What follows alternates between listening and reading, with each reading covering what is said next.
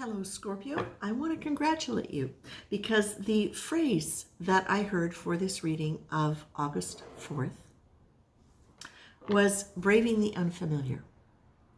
And the thing that is most unfamiliar to anybody is when we start seeing ourselves in a new light, when we start dropping the old story and all of the identifications that we have with that old story.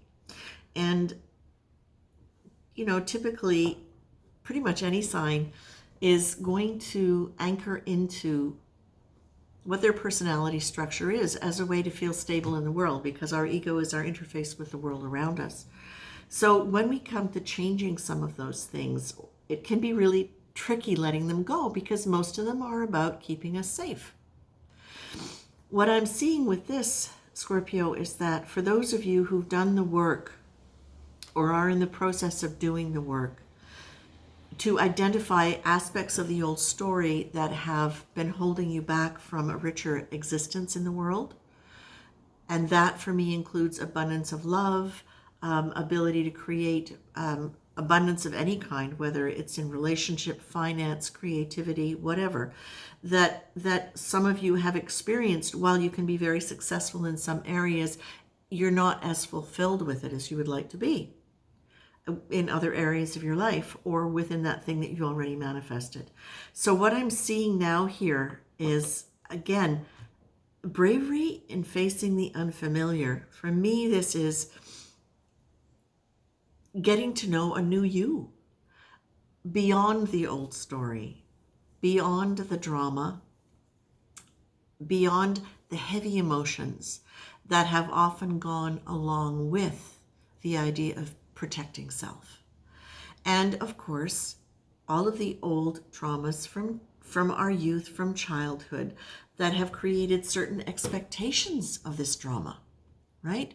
They come out of somewhere. So whether or not it's having had an aloof parent who was never there, and therefore you recreating the situation where you always have aloof partners, whether or not it's growing up in a financially unstable home where there was never enough, and you grow up expecting that there will never be enough. Possibly growing up in a family with the attitude of victimization or good things never happen to people like us. Well, then how do you now move beyond that identification with your family, your genealogy, the legacy, in order to be able to say, well, that's their old story, not mine? And of course, all of this plays into not just the psychology of it, it's the physiology of it, creating new neural loops, letting the old ones go, positive neuroplasticity, in other words. It's also understanding the nature of consciousness as being very much an individual process where your personality is linked to your particular soul. And no matter what role your family has played in that, you are bigger than that and you are beyond that. And that you are able to give up the struggle or the nobility of what struggle often has meant in the family, right? If you've grown up in a family where somehow it's noble to fight and work hard to get what you want, how then do you now expand into an understanding of the metaphysical universe where it says there's plenty for everybody? And now what do you shift in order to do that? But the key here, my friends, is this. You have understood, for those that I'm reading for, you have understood that your mind is your tool and you have the ability to work with it. It's your say as to whether or not you're going to play the old game, or whether or not you are going to start creating your life by virtue of working with your mind in a new way. Now, one of the ways to do that is to identify when you are in a worry state. So the worry state can be something that is identified as overthinking. It's something that can be identified with real anxiety, procrastination. There are many different ways worry can show up functionally in your life. What you're being able to start identifying is the worry underneath it and what the beliefs are underneath that, so that you can check in with yourself and say, is this really my belief? And if it isn't, what do I believe? And if you don't know what you believe, what would you like to believe? okay? And you're being told, okay, so lean into the idea that intuition and guidance is coming to you from all around. That's number one. Be able to identify worry, and usually worry, again, is coming from a fear at a survival level in some aspect. And that you're checking into what old beliefs created struggle in your life or have perpetuated struggle in one area or in all areas. But I feel like it's more as a mode of thinking, okay, that you're being asked to check into. And that you're to stop and allow yourself to check in every time you start finding yourself having a positive idea or a possibility come up, and there's a part of you that goes, no, that's not possible. Why? What's going on there? So the card itself I will read because I think it's relevant.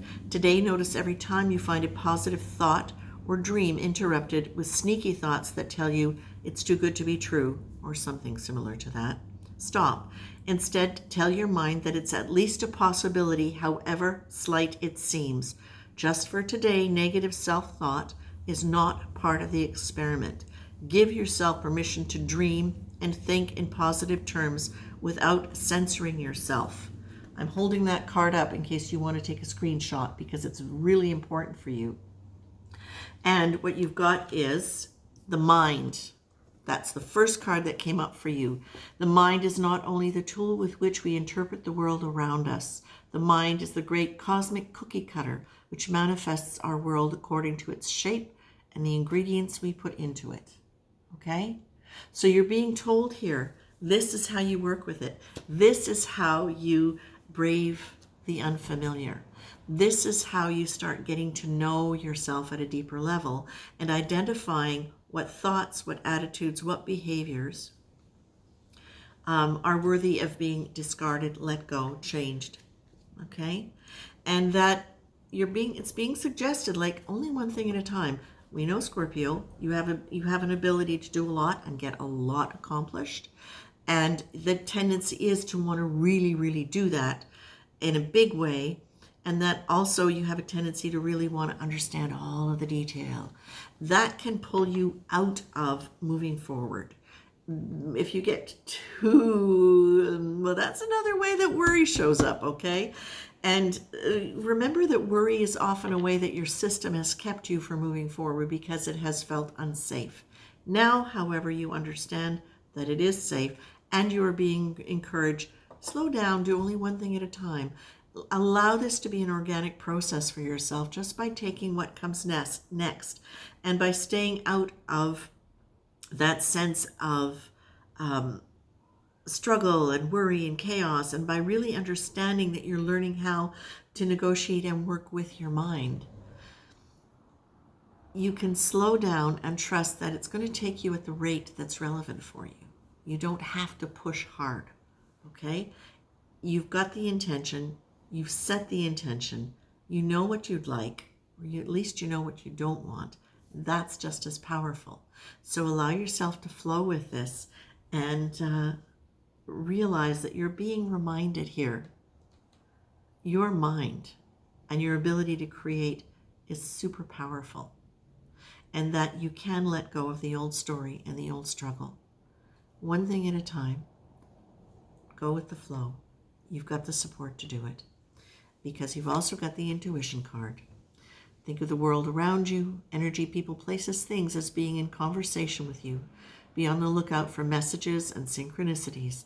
Expect them to happen. Acknowledge anything that might be a message and act as though they are real. Say yes, thank you. Spirit is telling you, trust them, move with them, work with them, ask for guidance, and remember to listen because they're there for you.